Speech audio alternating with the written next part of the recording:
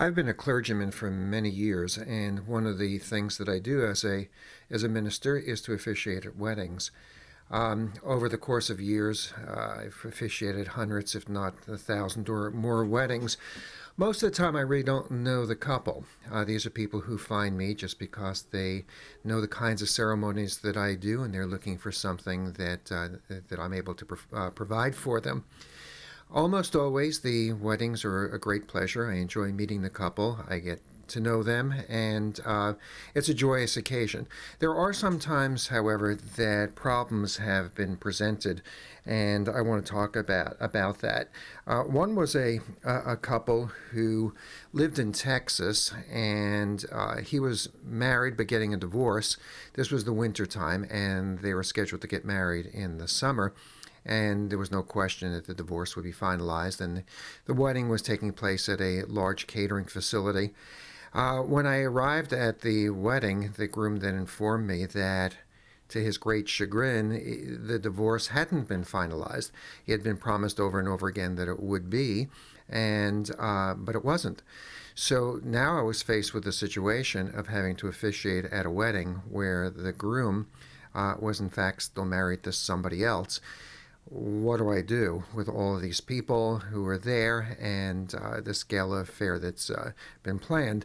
What I decided to do, and I explained this to the couple, was to make clear at the beginning of the ceremony that what the guests were witnessing wasn't the legal and official marriage, but this was a celebration, and that the legalities would be taken care of at some time in the future, which is what we did. And the groom, who was in New York for a while after this wedding, did come with the license, and I was able to complete that. Another time, very similar to this in a way, was a couple who show up at a wedding, and when I asked to see the wedding license for me to sign, they said, oh, they had forgotten it. It was back home. They could send somebody back to get the license, but that would have delayed the wedding for quite a while. And again, this wasn't at their home, but at some facility that they had rented, and it would have been extremely difficult to do. Well, this is a couple that I had known for a bit, and what I did was to have them and other people, parents and several others, all get together and assure me that in fact there was a wedding license. They had all seen it, and that after the wedding they would go home, and somebody would then take it back to my house, where I would then fill out the license with all the parties that were necessary. That's what I did, and that's what happened. They did show up probably about midnight that night, and we then completed the official legal paperwork. The situation that was most difficult, most troubling, and after all these years, I'm still not sure that I've done the right thing or what I would do in the future, had to do with a couple. They were they had met in, I remember, very odd circumstances. They said that they were on a highway, and he was in a convertible, and noticed his bride-to-be in a car next to them, and waved to her and exchanged telephone numbers or follow her off the road or something. And that's how they met. Well, I didn't see the couple again until, I didn't know them really. I didn't see them again until the day of the wedding. Well, when I'm there, the entire wedding party is there, but the groom was the last to arrive. And when he showed up, it was clear that he had had quite a bit to drink. He was loud, he was clearly inebriated, and then got into a fight with his mother-in-law, future mother-in-law, a shouting match.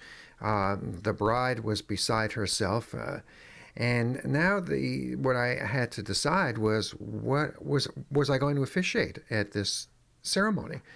After all, I'm the person who, in some sense, is the one who puts the legal stamp on this. It's much, I think, like a lawyer who's the one who witnesses people signing a contract. A wedding is a marriage is a legal contract, and at least in New York, that is the clergy who then stand in for the state and are witnessing that the fact that this is done properly. The question is it really valid? Is it really a valid contract when one of the parties probably may not know what they're doing? I don't know whether it's possible to have sign a will, for example, when you're drunk, or other kinds of contracts. But the problem was that, again, that there were all these guests were invited. The bride wasn't calling it off. The groom wasn't calling it off. And you had 100+ people who are now sitting and waiting for the ceremony to begin. And what was I going to do? If I said no, I would be putting myself in the position of deciding I know what's the best thing to do for everyone. And if it was only going to impact me, that would be one thing. But I was now going to disrupt the lives of many people. On the other hand, if I went ahead with the ceremony, this could really be a very bad situation. I had to make a decision on the spot. There was no time to consult with anybody else or to really think the thing through, and I decided to go ahead with the ceremony. So, with the groom being wobbly, with the mother-in-law and the son-in-law really having just had this very loud, very public dispute, I decided to go ahead and officiate at the wedding. I don't know what happened to that couple. I can't predict whether they were one of the 50% who wind up divorced. I gave up a long time ago trying to predict who I thought was going to have a successful marriage and who wasn't. Maybe they worked things out. Maybe they had a very successful marriage. I hope that they did.